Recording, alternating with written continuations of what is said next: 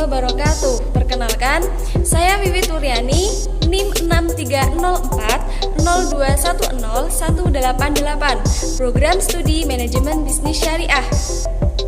Saya akan menjelaskan mengenai materi pengambilan keputusan investasi. Investasi atau penanaman modal merupakan kegiatan menanamkan modal baik secara langsung maupun tidak langsung ke dalam bentuk aset tertentu. Tujuan investasi adalah untuk mendapatkan keuntungan di masa yang akan datang dengan harapan nilai keuntungan yang semakin meningkat, namun dengan risiko yang rendah.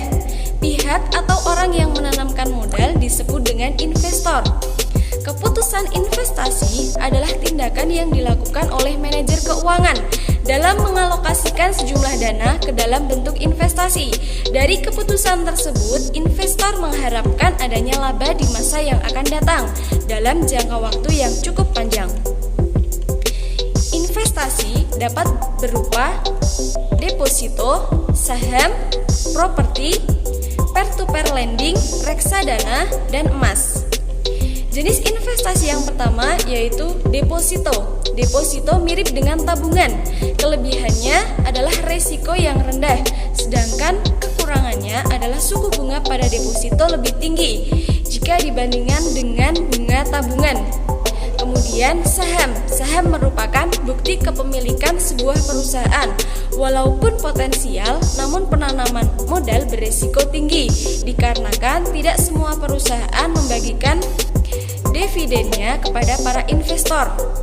Kemudian properti nilainya dapat dipastikan terus mengalami peningkatan tanpa banyak fluktuasi. Selain itu, risikonya juga rendah. Model investasi properti yaitu dalam bentuk tanah dan bangunan. Jenis investasi yang keempat yaitu peer-to-peer lending atau utang obligasi, sama seperti pinjam-meminjam di bank. Return jenis investasi ini berasal dari bunga pinjaman yang telah disepakati bersama. Kemudian reksadana. Reksadana merupakan instrumen investasi di mana dana dari para investor dikumpulkan menjadi satu, kemudian diinvestasikan ke instrumen-instrumen di pasar modal. Jenis investasi yang terakhir yaitu berupa emas.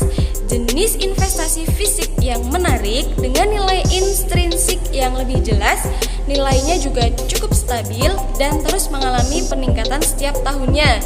Sama halnya dengan deposito yaitu risiko yang rendah. Metode penilaian investasi. Metode penilaian investasi merupakan bentuk analisis untuk menilai daya tarik atau kelayakan sebuah investasi yang mencakup faktor modal, arus kas, profitabilitas jangka panjang, dan periode investasi. Ada 5 metode. Yang pertama yaitu Net Present Value atau NPV, kemudian Average Rate of Return, kemudian Payback Period. Metode yang keempat Internal Rate of Return dan Profitability Index. Metode penilaian investasi yang pertama yaitu NPV adalah metode penilaian investasi dengan mengukur selisih nilai investasi saat ini atau present value dari arus kas yang masuk dengan nilai arus kas yang keluar masa mendatang selama periode tertentu. Dengan kata lain, NPV adalah perhitungan keuntungan yang didapat suatu investasi di masa depan jika berinvestasi dengan nilai uang saat ini. Kemudian yang kedua adalah metode Average Rate of Return, yaitu metode penilaian investasi untuk mengukur besarnya keuntungan bersih rata-rata tahunan dari sebuah investasi dengan tujuan untuk memberikan gambaran kepada investor tentang potensi pendapatan yang diterima selama masa investasi. Nilai ARR menyatakan persentase laba bersih tahunan terhadap jumlah modal investasi awal. Semakin tinggi nilai ARR, investasi tersebut semakin menguntungkan.